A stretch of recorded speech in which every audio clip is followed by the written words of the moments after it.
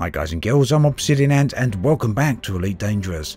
As you know, exploration has long been a favourite activity of mine within Elite, and now is no different. I've got a number of accounts dotted around the galaxy.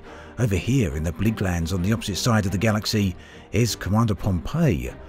I've been out here since Distant Worlds Expedition, very long time now. I've got no plans on coming back with this particular character and will continue exploring out here on the rim of the galaxy.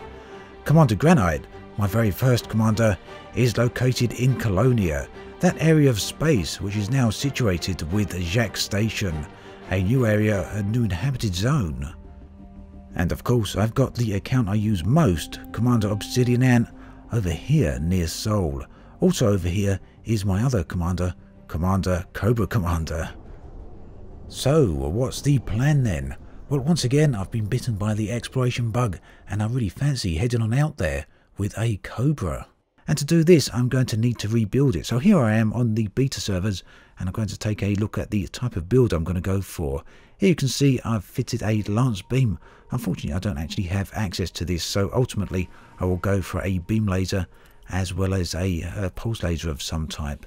Beam laser because I'll want to mine probably some materials out there for jumps and other resources, and the pulse laser just in case, you never know what I come across. So 2 heat sinks in the utility mount. In the core we've got a 4A power plant. You will get away with a 4D here, so that's entirely up to you what you want to choose here. Now the reason I'm doing this is because a number of people have asked me for an exploration build and I'm looking at a fairly cheap one here rather than the usual Asp Explorer or the Anaconda. Now if you're willing to put some time into engineering, you'll be able to get your jump range on your Cobra up to about 35 light years, or 40 if you're willing to go without a number of modules. So here we are then, a 4A power plant, but like I say, you can really go for a 4D probably. I'll go for some 4D thrusters.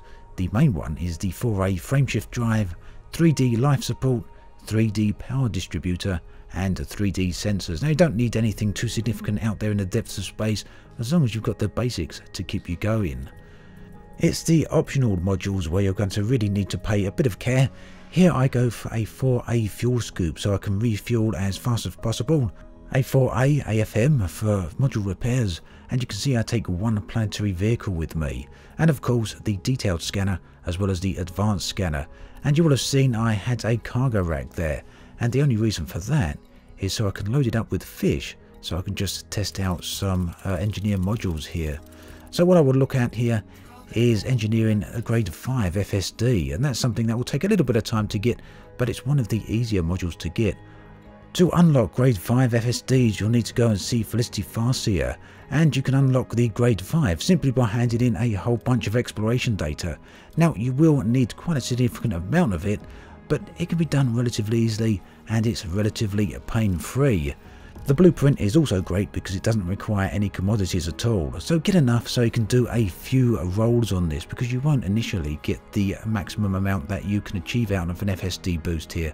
44% though on my first roll actually isn't too bad, but I knew I could do a little bit better. I applied this one nonetheless and then went on to have a look just how far I could actually go. Now this is the first time I've modded a Cobra FSD, so it's interesting to see just how far it can go. So after probably about 9 attempts here, I ended up with near enough 35 light years. Pretty good all in all. If you're willing to forego a shield and a planetary vehicle and skimp on a few other modules, you could probably get very close to 40 light years on a Cobra. Keep in mind I still have a cargo rack fitted here and it's got a little bit of cargo inside of it, so I'm going to have to sell both the cargo and the cargo rack and then fit a shield. I'd probably go for a 4D shield, but you could also try for a 3D as well. Either one of those will probably drop your jump range down just a little bit, but you're still going to be fairly close to a 35 light year jump range.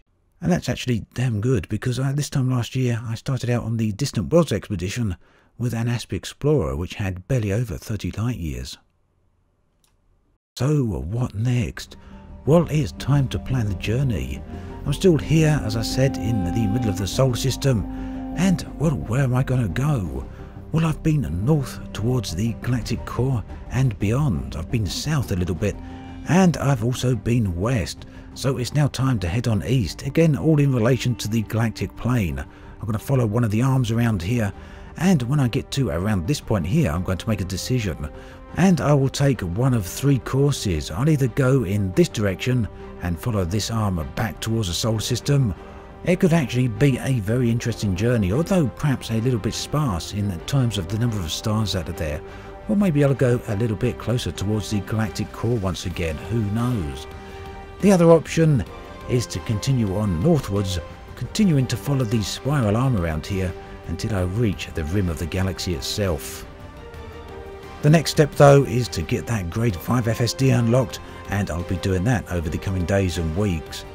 There's some truly stunning sights out there, and really the Cobra is one of my favourite ships in the game. It's going to be pretty fun to get out there in this ship and see just how far I can actually go.